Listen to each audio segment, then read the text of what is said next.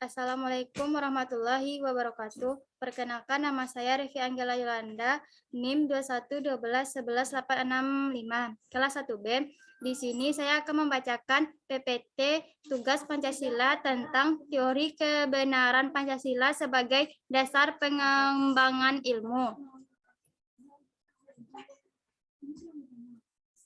Latar belakang. Dalam kaitannya dengan perkembangan ilmu di Indonesia, maka perlu dikaji kebenaran yang khas menurut Pancasila terlebih dahulu. Sebab Pancasila sebagai pandangan hidup dan dasar negara akan selalu menjadi ukuran bagi setiap sikap dan perbuatan, termasuk kegiatan para ilmuwan dengan produk ilmunya. Terkait dengan masalah kebenaran, sejak dahulu selalu menyertai setiap kegiatan ilmiah. Hal yang demikian ini karena pada ilmunya, baik sebagai satu sistem maupun proses senantiasa ditujukan untuk mencapai kebenaran. Secara historis dapat diketahui bahwa dalam hal kebenaran sudah ada 3 paham tradisional yang besar, yaitu paham koherensi, korespondensi, dan pragmatik. Tetapi timbul masalah lain, yaitu seandainya hendak berpikir secara sistematik sekaligus sintetik, maka kiranya ketiga macam paham tersebut dapat dipadukan dalam satu kerangka yang seluas-luasnya, sehingga diharapkan dapat dirangkum segenap paham yang lain. Ilmu penafsiran pertama. Istilah ilmu dapat disamakan pengertiannya dengan istilah Belanda wetenschap. Jika diartikan secara demikian, berarti bahwa istilah ilmu itu mendapatkan isi pengertian yang seluas-luasnya, karena mencakup segenap pengetahuan yang manapun juga yang tersusun atau terkumpul secara sistematis. Dalam hal ini termasuk juga segenap pengetahuan yang biasanya digolongkan ke dalam apa yang tidak termasuk dalam istilah Shinske, yang biasanya diartikan sebagai ilmu teoretik atau positif. Penafsiran yang kedua, istilah ilmu dapat juga diartikan sebagai apa yang dalam bahasa Inggris biasa disebut dengan istilah skill. Jika orang menggunakan istilah skill, maka lazimnya yang termasuk di dalamnya hanyalah pengetahuan yang tersusun secara sistematis yang bahannya terdapat di luar diri manusia, yaitu kenyataan objektif atau hal yang bersifat empiris atau hal yang bersifat positif. Ketiga, istilah ilmu dapat juga dipakai untuk menunjukkan pada sekumpulan pengetahuan yang sesungguhnya sudah siap dipakai atau applied skill. Dalam hal ini, orang seringkali juga menggunakan istilah dalam bahasa Inggris discipline. Dalam penulis ini, pembahasan tentang ilmu lebih dicondongkan kepada skill set, sehingga secara sederhana dapat dikemukakan bahwa ilmu adalah sekelompok pengetahuan yang teratur secara sistematis tentang sesuatu hal objek tertentu. Metode dan kebenaran ilmu. Metode ilmu atau metode ilmiah merupakan cara dalam mendapatkan pengetahuan secara ilmiah. Dengan kata lain, pengetahuan yang diperoleh dengan menggunakan metode ilmiah. Metode ilmiah dalam proses untuk menemukan pengetahuan yang dipercaya terdiri atas beberapa langkah tertentu yang terkait mengait satu dengan yang lainnya secara dinamis. Metode ilmiah merupakan sistematis antara berpikir rasional dan berpikir empiris. Berpikir rasional menggunakan model berpikir deduktif. Penalaran deduktif adalah penalaran ilmu yang menggunakan premis yang telah diketahui secara ilmiah.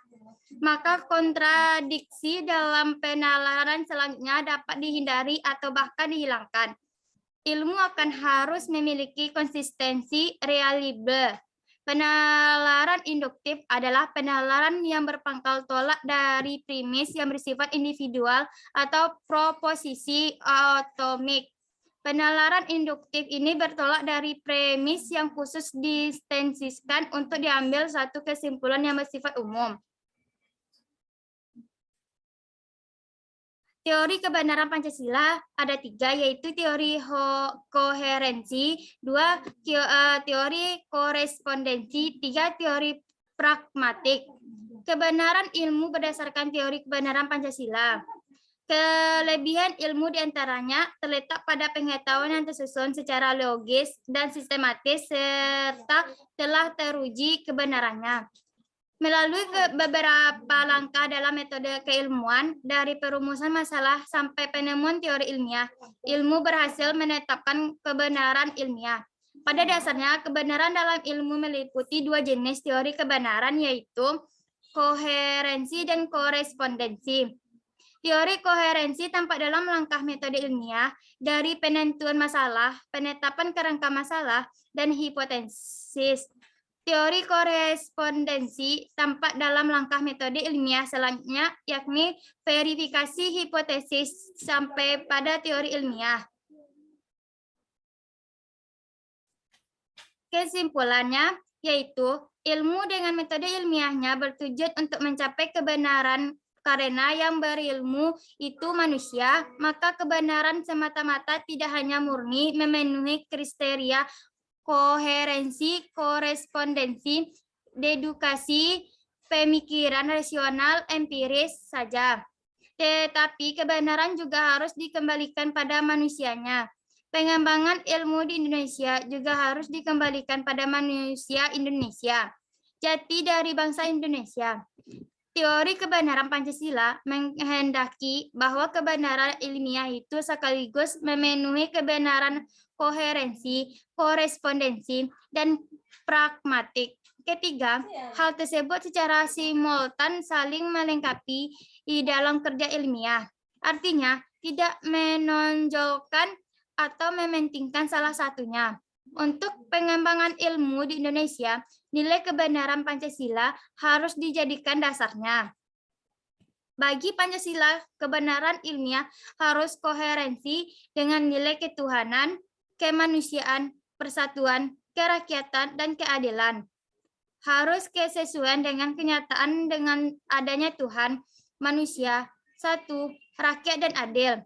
Serta pragmatik ukuran kemanfaatannya harus dikembalikan pada kemanusiaan yang berkebutuhan, berpersatuan, berkerakyatan, dan peradilan.